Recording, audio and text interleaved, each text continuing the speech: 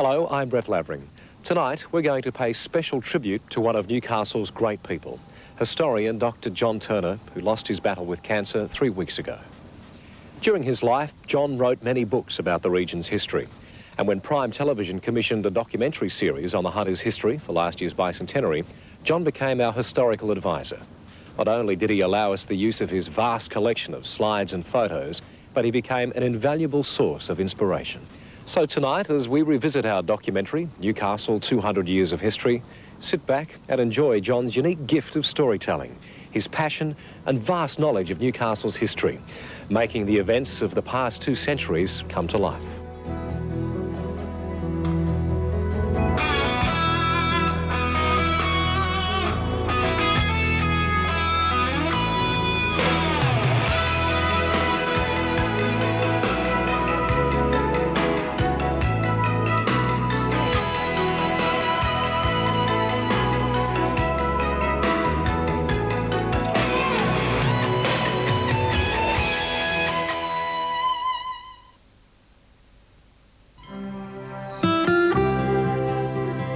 At first glance, it appeared to be a bountiful paradise.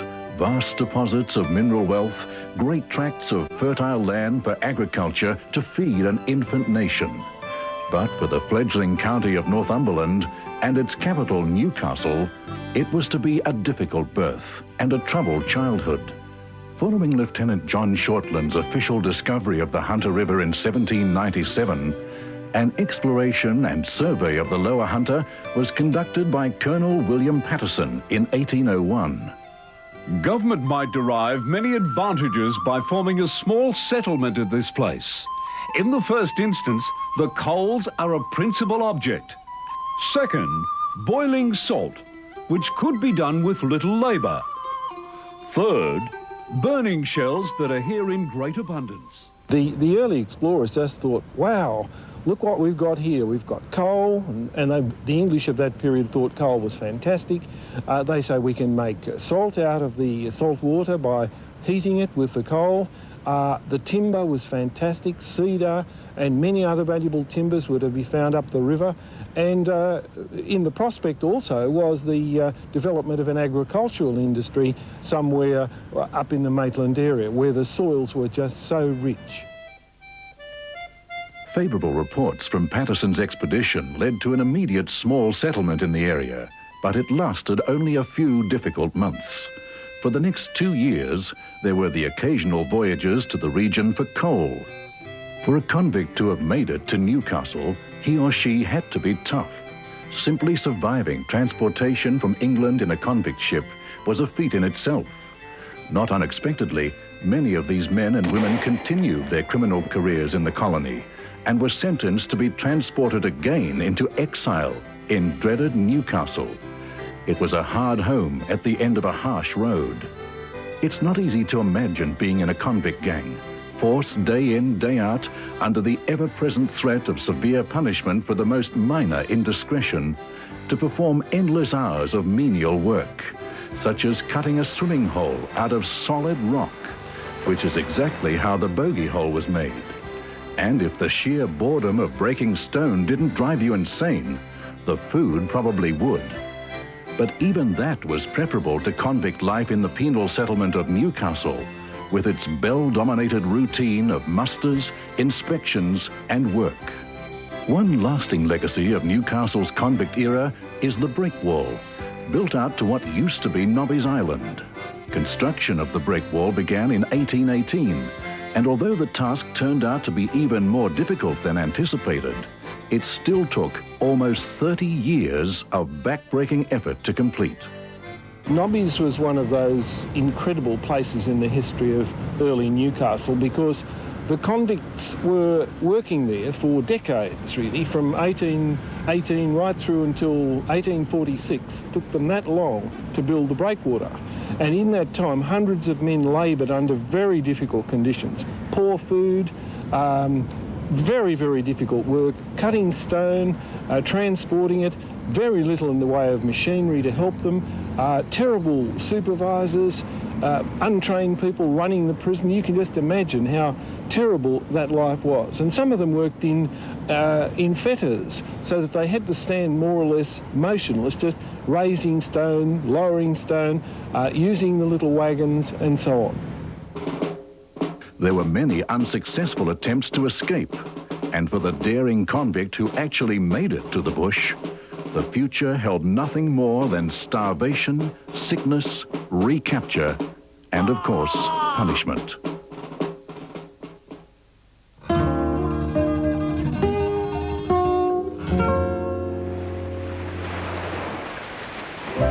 Escape. Many of us daydream to escape. Life in early Newcastle was tough.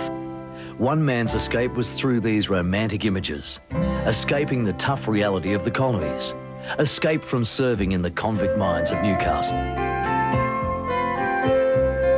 No images of the artist Joseph Lycett have been uncovered.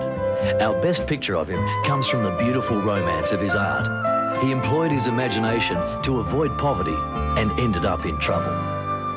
Yet this gentleman convict is responsible for our most detailed visual record of early Newcastle. Here we stand just where Joseph Lycett would have painted from 1815 till 1818. It's an astonishing sight.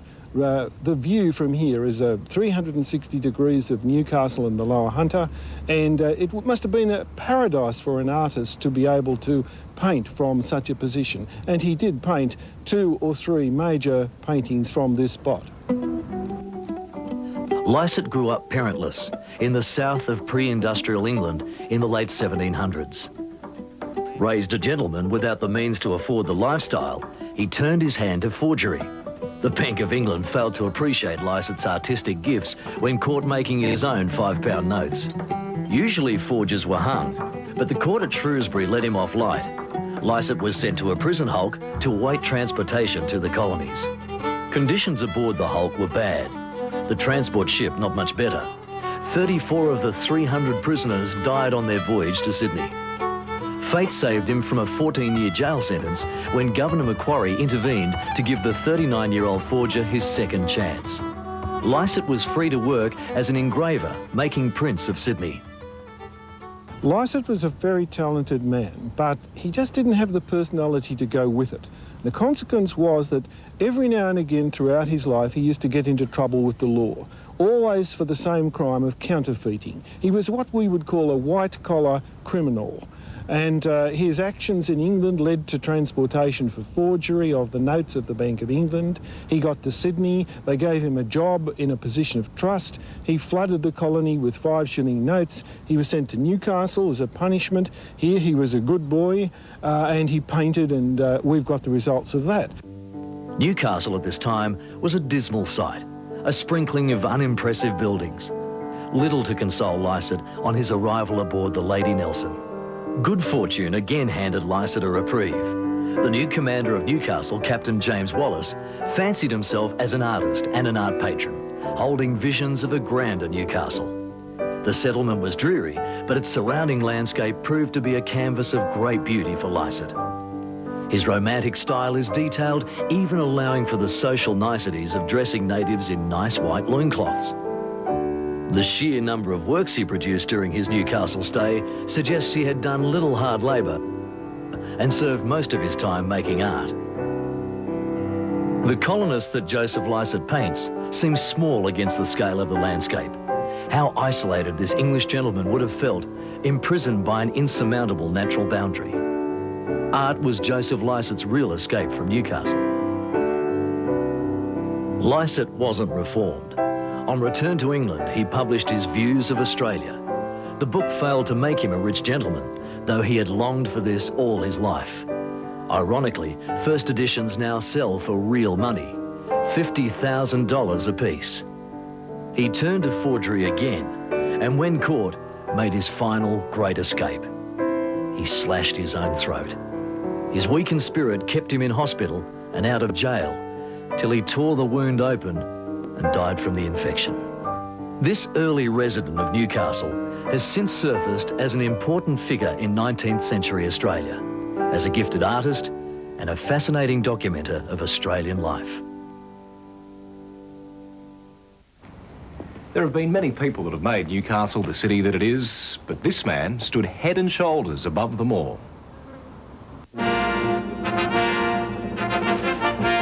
In 1891, 20,000 people, over 1/3 of the district's population, gathered to pay their last respects to Newcastle's most famous man of the time. Coal miner and owner, newspaper proprietor, unionist and politician, James Fletcher was dead. Physical testimony to James Fletcher's place in the history of the Newcastle region is his statue in Pacific Park. Erected in 1897 from money raised by public subscriptions, it remains the only statue of its kind in the city. So what was it about this man, born in Scotland in 1834, that made him so highly revered by the people of Newcastle? James Fletcher was a teenager when he arrived in Australia in February 1851. He went to the goldfields briefly and then settled in Newcastle, where he worked in the Burwood and Borehole collieries. He concentrated his efforts in helping miners improve their social, moral and domestic conditions, and before long was elected chairman of the New Hunter River Miners Association. Well, he was a miners' leader for many years, but I think the key role that he played was first of all in helping to unite the miners, because the different miners from different mines kept separate from each other and they wouldn't combine. It was only when they did combine under Fletcher's leadership that they really became a force as a miners' district union. Now, he then continued, and in the 1870s, when the industry was in a mess, the coal industry that is, and prices were low and wages were low and everyone was complaining, Fletcher had a touch of genius and he proposed a scheme called the Vend scheme. And this made it possible for them to combine the mines themselves and the miners, and in the process they managed to double the price of coal overnight, double it, and also double the wages of the miners. And that created Newcastle's most prosperous period. 1876 was to be a busy year for James Fletcher. On April 3rd, with Fletcher as proprietor, the first edition of the Newcastle Morning Herald and Miners Advocate hit the streets. Within 3 months, Newcastle's first daily newspaper had incorporated its major rival, the Newcastle Chronicle.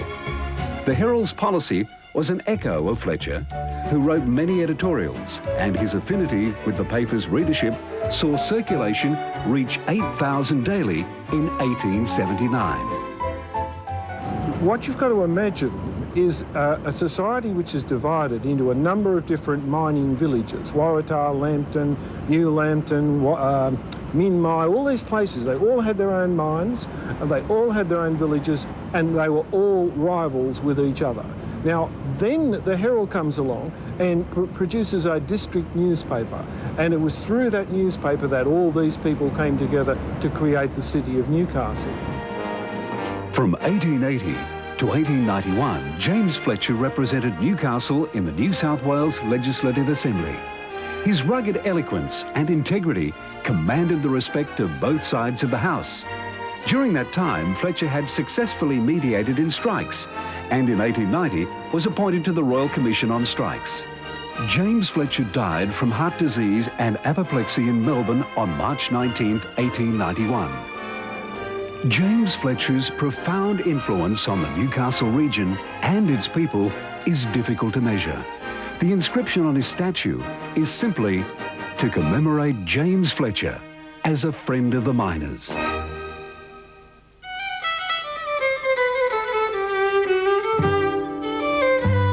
You'll find Henry Lawson in the Domain in Sydney. You'll find Henry Lawson in libraries and bookshelves around the country. And in 1884, you would have found Henry Lawson working in Wickham. The people's poet, Henry Lawson, once worked in Newcastle. Young Lawson didn't write much here, but images and themes of the sea and the working class became a part of his folklore. His father, a Norwegian seaman, Niels Lawson, jumped ship in Melbourne in search of gold. After marriage to Louisa Albury, the Lawsons became Lawsons, and from this union, a young Henry found his way into the world. As a child, Henry was a loner, and he was even more alone after illness cost Henry his hearing. By 14, he was essentially deaf. Lawson became an acute observer of human behaviour. This quality gave his short stories their richness. Listen as Lawson lets Dave and Andy become unstuck, as mortals do, as they try and bait their dog with explosives. "Run, Andy, run!" they shouted back at him. "Run, look behind you, you fool!" Andy turned slowly and looked, and there close behind him was the retriever with the cartridge in his mouth, wedged into his broadest and silliest grin. Henry Lawson, aged 16, landed his first job with Hudson Brothers and was consigned to the paint shop at the Newcastle plant. In 1884, Newcastle was a coal mining and shipping centre. A description from the time revealed Newcastle as a strange, straggling, out-of-the-way colliery village. Lawson arrived at the settlement by ship. It was his first exhilarating experience of sailing. As the steamer rose to the swell outside the heads, I drew a breath as deep as the sea itself. Rubbing down the paint was tiring labour. The task left Lawson with painful memories of The blood coming from my finger ends and trickling over the pumice stone. Lawson cut a lonely figure haunting the Newcastle School of the Arts. He was a lonely, sad figure, and of course he was alcoholic all his life. And I think that can be attributed to his loneliness, the fact that he was isolated. And when he was sent from his Sydney home, where he was very attached to his mother, also an outstanding literary character, to Wickham in order to work here in Hudson's factory as an apprentice cabinet maker, painter, that sort of thing, he really was desperate to learn, and all he could do was read. So he came to the Wickham School of Arts, where we now stand. It's awesome to think that we stand where he stood. And he also went to the Newcastle School of Arts, which would have had a wider range of reading available. One of his favourite pastimes was to wander down by the wharf and out to Nobby's. Lawson's wife later commented that it was the memory of the bustling harbour at Newcastle that left him a restless wayfarer. Although Lawson wrote little while in Newcastle, his stay here forced him to grow from bush boy to urban adult. Henry Lawson's experience of life left him bitter and wayward. He died in his 50s a lonely drunk, yet he'd also won the heart of a nation and was buried as an Australian hero. Wickham was an important part of Henry Lawson's folklore. The hardness of poverty in the Steel City acted as a sorrowful spur for this all-too-feeling and sensitive man. The long hot day gone over, and starlight come again, and I, a weary rover, lie camped on One Tree Plain. My saddle for a pillow, I lie beneath the tree that softens to a willow in the moonlight over me. I dream that I remember a dim and distant day, beyond yon misty timber, in the homeworld far away. By the beginning of the 20th century, the Hunter Valley was a major producer of coal. The only way to transport it was by rail. And as with so many things, Newcastle led the way.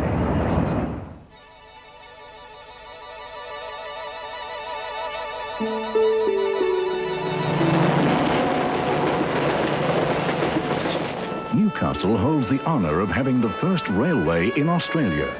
It was opened in 1831 and transported coal a short distance from a colliery in Brown Street to the harbour side. In those days, Morpeth was the main port, and Maitland was bigger and busier than Newcastle. Yes, Maitland was certainly the regional capital up until, say, 1870 or 1880, and Morpeth was its port. And Morpeth was the second busiest port in New South Wales. In terms of arrivals and departures, it would have had, say, 2 steamer arrivals and departures from Sydney every day. Quite large paddle steamers bringing people and goods up and down the river and connecting with wagons and drays and even horse-drawn buses going off into the interior of New South Wales, because the whole of the northwest was settled from right here. In 1856, a government rail line between Newcastle and Maitland was opened. The first Newcastle station was situated in the west of the city, near Merriweather Street. With the development of coal pits in areas like Hamilton, Merriweather, Lambton and Waratah, the port of Newcastle started to get busier. As the colliery villages grew into prosperous towns, steam tramways were built to improve communications. And from 1887, Novocastrians could board these trains to go to work, spend a day shopping, and even travel to their final resting place at Sandgate Cemetery. Newcastle became the capital of the Hunter and the state's second biggest city. Rail travel was not always reliable or comfortable. Gentlemen often had to get out and push trams up steep hills, and train travellers also had much to complain about.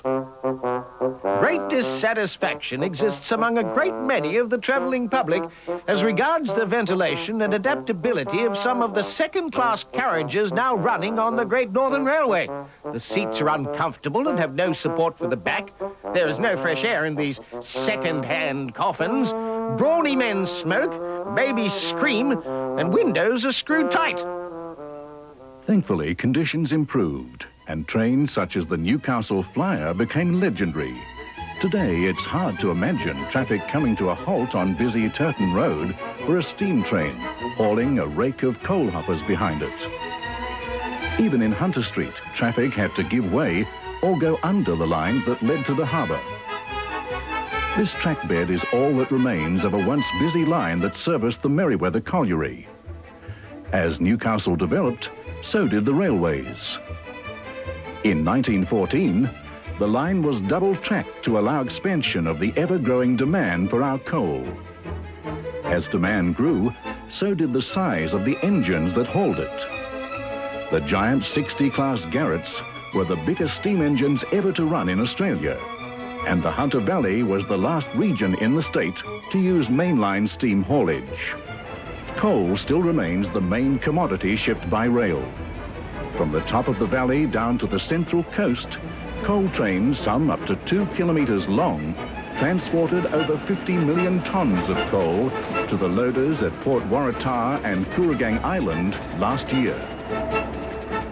The tall ships, steam engines and four-wheeled hoppers might have passed into history, but the railway is still here and still hauling coal.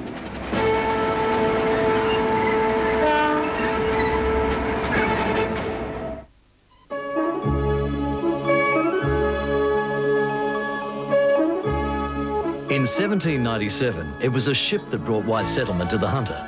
From that date on, ships and boats have become the arteries of the valley. Ships are symbols of adventure and discovery.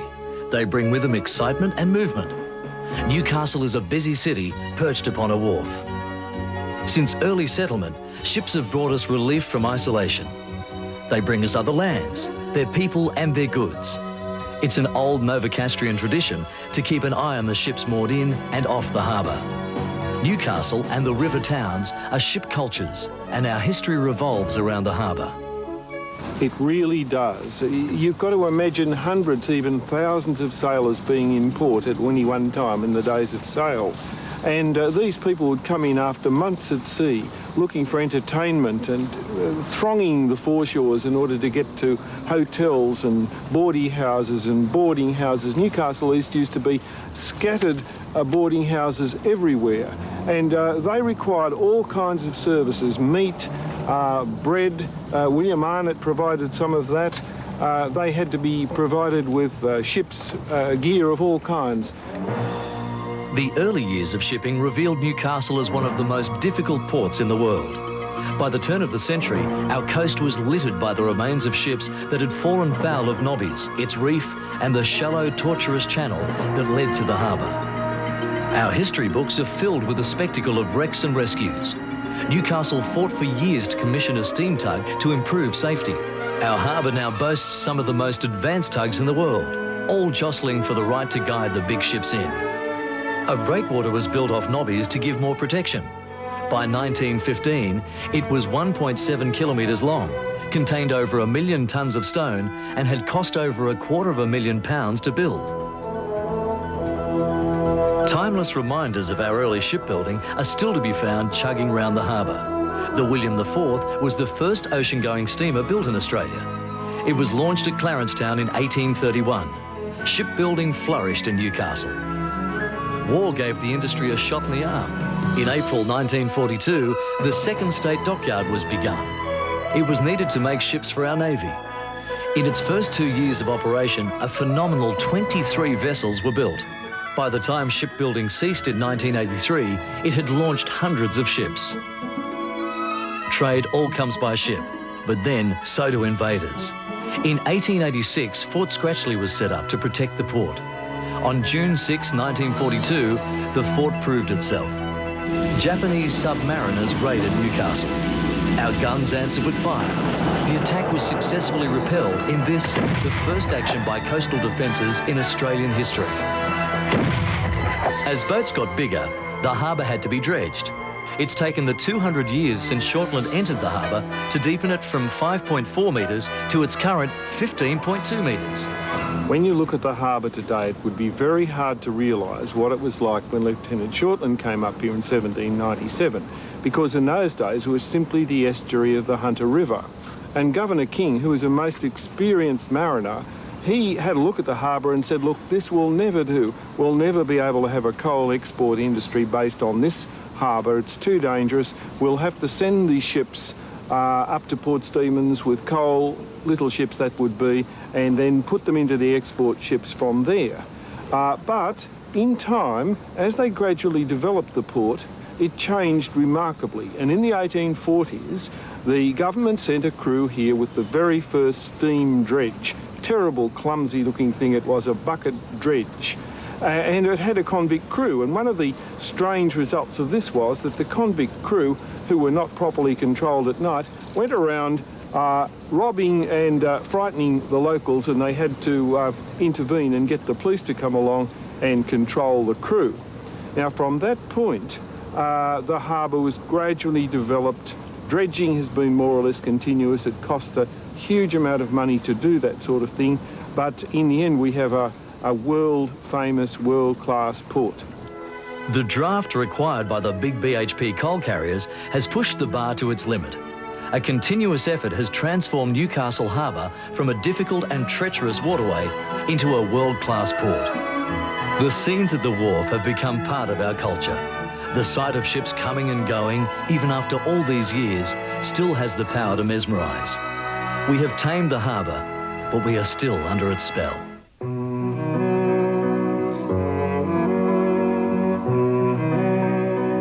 Born on December 21st, 1850, into a secure and respected family, John Brown was to become one of the most influential figures in coal mining. He was educated at Newcastle and at the age of 14 began work in the Newcastle office of his father's and uncle's firm, J&A Brown. In 1877, John Brown's uncle Alexander died, leaving his £100,000 estate to his nephews.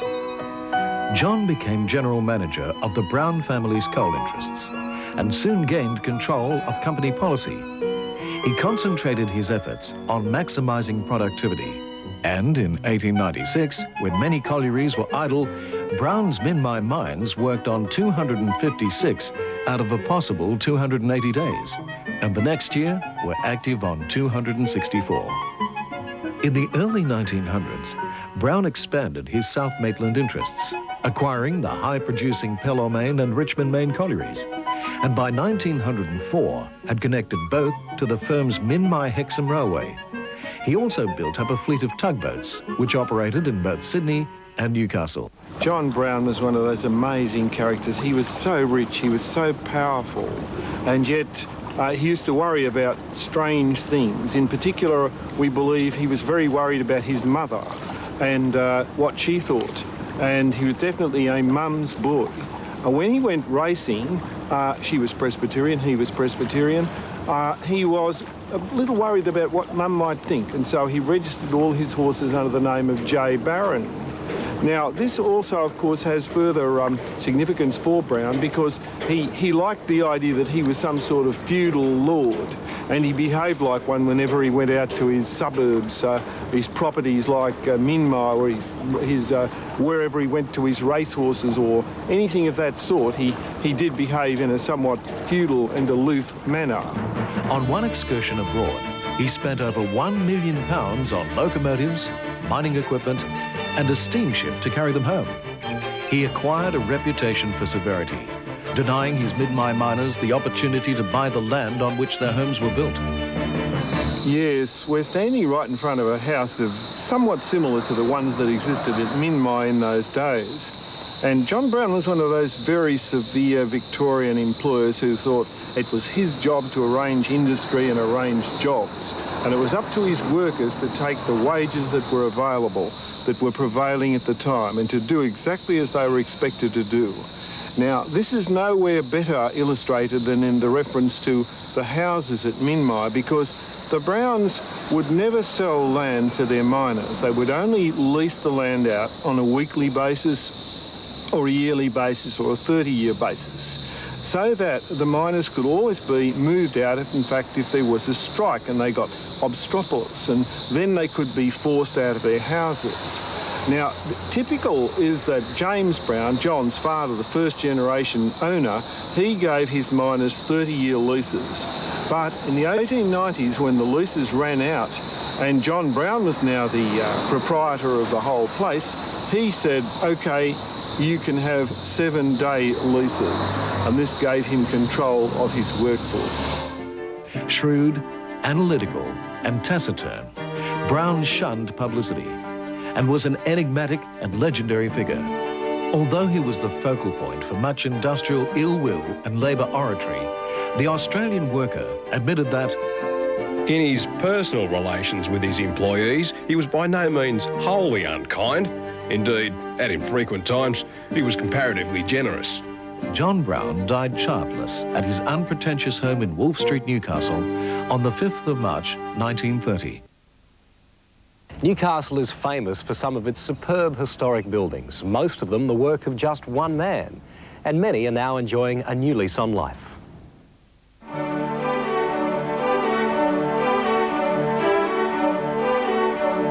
Long before Lieutenant Shortland sighted her, the hunter lay here beautiful, naked and unspoilt. European settlement hasn't always considered the environment. Newcastle struggles with a bit of a reputation as an ugly duckling. The locals love it better for its hidden charms and working town honesty. But we also need artists and architects for inspired designs and statements to stamp our success on a beautiful landscape. In a short period from 1882 till 1904, one man, through his vision, searched for the swan hiding in the duckling. He was an architect, Frederick Menkens. Menkens came out from Germany. After a long journey, he recognised the potential of Newcastle and settled here. As it was reported in the Newcastle Herald of the Times, coal is king here, and its sway will never slacken. But in the industrial necessity of its warehouses, Menkens pictured something grander. He granted his noble neo-Renaissance facades the richness of his romantic vision. In his decorative period, he gave us the Gothic beauty of St. Andrew's Church, the Baptist Tabernacle, Lance Villa, Earp Gillam Bond Store, and the extraordinary Baroque form of Wood's Chambers. Before embarking on his next great period, he went to jail. You'd wonder why such a conventional character as Menkens went to jail. You'd never think what it was, but the story is that Menkens was called in to work on Jesmond House. The house was already there, but he had to put a tower on it for the wealthy Woods family, something they could look out to sea from. And he drew the plans, had the work constructed by a Sydney builder. And this guy was asked by Menkens, or directed by Menkens as the architect, to put a lightning conductor of a particular design on Jesmond House Tower. He specified a platinum lightning conductor. No doubt that was the latest and the best. The builder thought otherwise. He put a silver one on. And when Menkens found out, he said some very rude things about this particular builder, who sued and won a small action against Menkens. Menkens was faced with paying a fine to this man who he no doubt now despised. Rather than do that, he went to jail for a year. Now, that was an incredible thing to do on a matter of principle, but Menkens obviously was a true German and determined not to be beaten by any Sydney builder.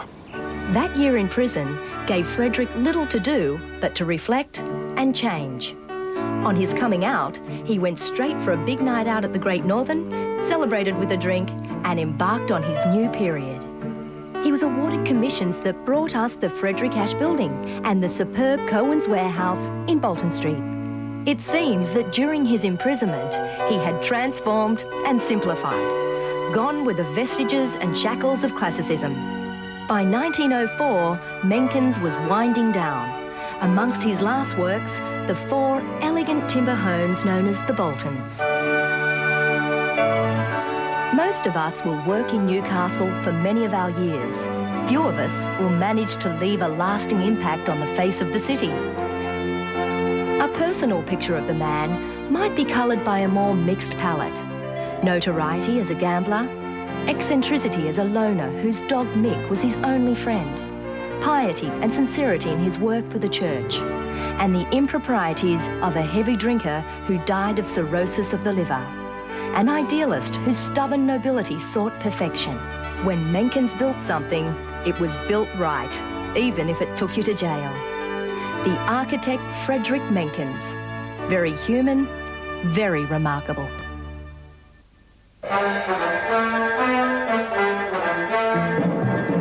The expectation that Newcastle would become an important smelting centre can be traced back to 1803, when Lord Hobart, a minister in the British government, suggested that a manufactory of iron be established there. By the 1890s, the rich Broken Hill mining district of New South Wales faced a crisis as a result of falling world metal prices. To survive, its mines would have to reduce costs and find a profitable means of treating their vast reserves of sulphide ores. In 1912, the BHP company employed David Baker, a consulting engineer from Philadelphia in the United States, to report on the feasibility of making steel from South Australian iron and New South Wales coal. Baker's report, which led to the opening of the company's Port Waratah works in 1915, made the astonishing prediction that you can assemble at Newcastle the iron ore, coke and limestone for pig iron production at a lower cost per unit of iron produced that is possible for the United States Steel Corporation, the largest and cheapest producer in its country. The decision of the BHP to use an American consulting engineer, David Baker, in deciding whether to have a steelworks in Australia or not was extremely significant, because David Baker, having come from America, ordered an industrial plant, in fact a whole steelworks, from the US. And this meant that when it was delivered in 1914 and 1915, in order to open the works in 1915, it was available, whereas if, for example, a German had been hired, which was the alternative, then the steelworks would never have got underway until after the First World War was over. So it was a very, very sensible and fortunate decision that David Baker was American, because this meant that the works could open at the best possible time, just when people were blowing each other up all over the world, creating a huge market for steel. During the Second World War, Newcastle steel was used in the manufacture of a huge range of military items, from shells to ships. And the overall effect of the war was to greatly stimulate metals manufacture in the city. This was important for the war effort, but it also created a base for post-war industrial expansion. In its first 1.5 centuries, Newcastle progressed from a tiny prison camp to be the industrial capital of Australia. Blessed with abundant reserves of coal and a seaboard location, it played a vital role in Australian economic development and made an important contribution to growth in the Pacific region. The odds of surviving a world war are pretty slim. Our next Novocastrian survived two, one as a prisoner of war on the infamous Thai-Burma Railway of Death.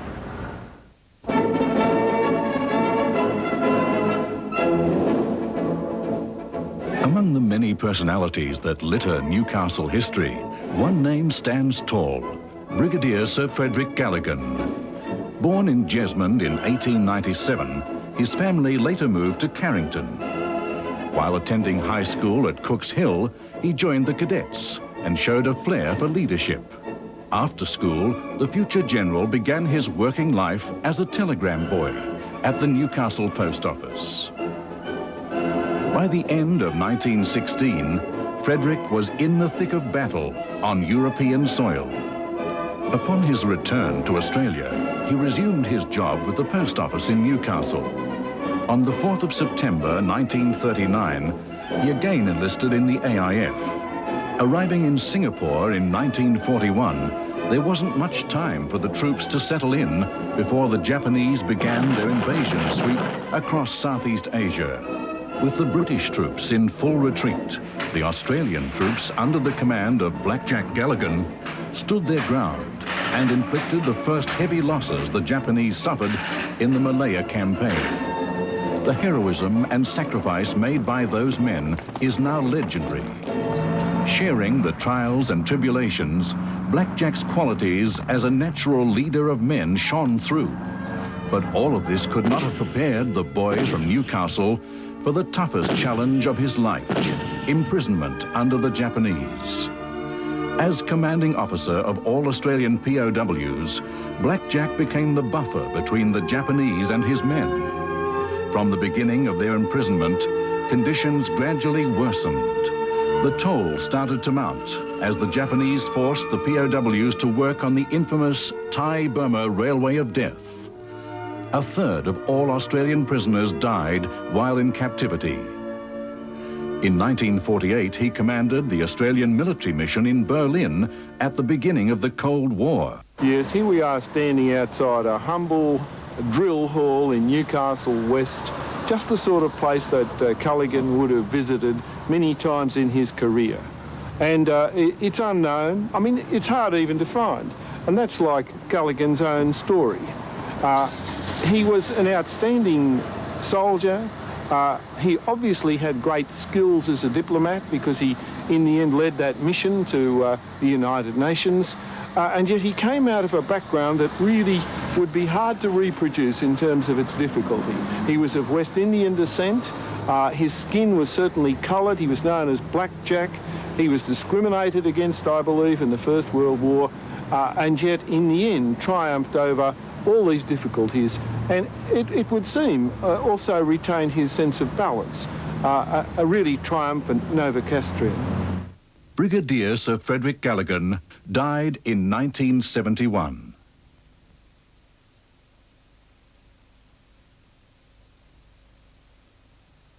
Well, as you've just seen, Dr. John Turner had a unique insight into Newcastle's past. But what about the next 200 years? As this century draws to a close, Newcastle faces uncertain times. However, history can tell us a lot about the future, and John had encouraging words about our region's fortunes. I think the main thing to remember is that Newcastle has always undergone change. There's been a great deal of change from convict to railways, from coal mining to steel, and change is with us once again. And despite the change, and inevitably there will be more change, Newcastle will remain, I believe, a very strong and growing city. Not only because Australians want to live in a location like this, but because there is a community spirit here that is far too strong to be beaten by economic change.